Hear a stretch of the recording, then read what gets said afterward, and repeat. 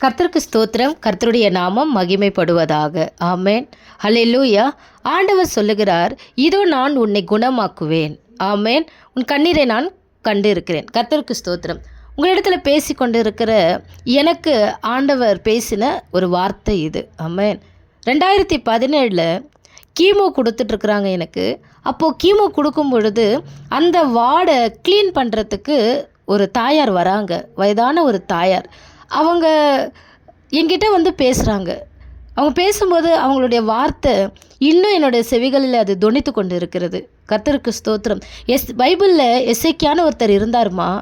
அவர் ரொம்ப சாகிற நிலையில் இருந்தும் பொழுது கர்த்தர் அந்த எசேக்கியானுடைய கண்ணீரை கேட்டு 15 வருடத்தை அதிகப்படுத்தி கொடுத்தது போல் ஆண்டவர் உனக்கு இந்த வியாதியிலிருந்து உன்னை அவர் மாற்றி போட்டு உன்னுடைய ஆயுசு நாட்களை அதிகப்படுத்துவாருமா.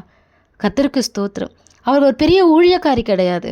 அவங்க ஒயிட் அண்ட் ஒயிட் போட்டு பைபிளை கையில் எடுத்தவங்க கிடையாது. கர்த்தருக்கு ஸ்தோத்திரம். நான் அவங்கக்கிட்ட பேசும் பொழுது, நான் அவங்கள பார்க்கும் பொழுது அவங்க மாப் போட்டுட்ருக்கிற மாப் ஸ்டிக் வச்சு அவங்க என்கிட்ட பேசினாங்க. கர்த்தருக்கு ஸ்தோத்திரம்.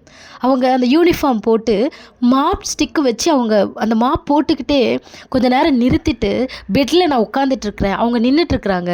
அவங்க என்கிட்ட அந்த வார்த்தையை சொல்கிறாங்க. கர்த்தருக்கு ஸ்தோத்திரம். கர்த்தருடைய நாமம் மகிமைப்படுவதாக. ஆமென்.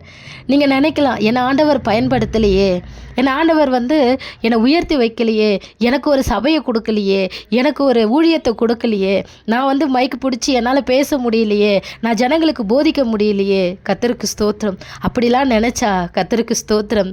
இல்லை, அவருடைய வார்த்தை யார்கிட்ட இருக்கோ அவங்கள எந்த இடத்துல எப்படி பயன்படுத்த வேண்டும் என்று சொல்லி அவருக்கு தெரியும். ஆமென். ஹல்லேலூயா. கர்த்தருக்கு ஸ்தோத்திரம்.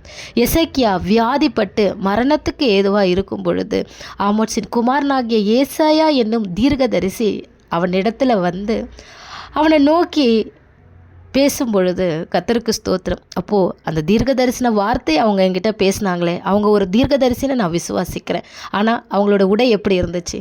ஒரு ஹாஸ்பிட்டலில் வேலை செய்கிறவங்களுடைய ஒரு உடை. அவங்க கையில் ஒரு மாப் ஸ்டிக் இருந்தது. கர்த்தருக்கு ஸ்தோத்திரம். உருவத்தையோ வேலையோ பார்க்குறவர் தேவன் அல்ல. அவர் வார்த்தை எங்கே இருக்கிறதோ அந்த இடத்துல கர்த்தர் என்ன பண்ணுறாருன்னா அற்புதங்களை செய்கிறார். இன்னும் வரைக்கும் எனக்கு அந்த வார்த்தை என்னை விட்டு போகலை. ஆண்டவர் என்னோட கூட அவர்கள் மூலியமாய் பேசுனது இன்னும் வரைக்கும் என்னுடைய மனசில் இருக்குது.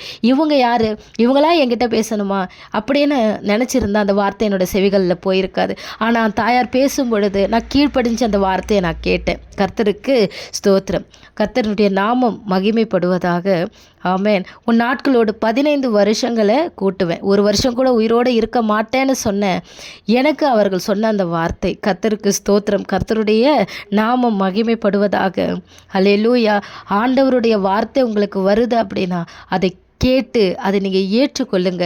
கர்த்தர் உங்களை ஆசிர்வதிப்பாராக. ஆமென். அவர் ஜீவனுள்ள தேவன். அவர் எப்படியாவது உங்களிடத்துல பேசணும், நீங்கள் அவரோட பேசணும்னு இதோ வாசப்படியில் நின்று தட்டுகிறேன்னு சொல்கிறாரு. ஒருவன் கதவை திறந்தால் மட்டும்தான் நான் கூட நான் போஜனம் பண்ண முடியும். கர்த்தருக்கு ஸ்தோத்திரம். அவருடைய போஜனம் பிதாவின் சித்தம். அந்த அவருடைய சித்தத்தை நமக்கு தேவன் வெளிப்படுத்துகிறார். கர்த்தர் உங்களை ஆசிர்வதிப்பாராக. ஆமென்.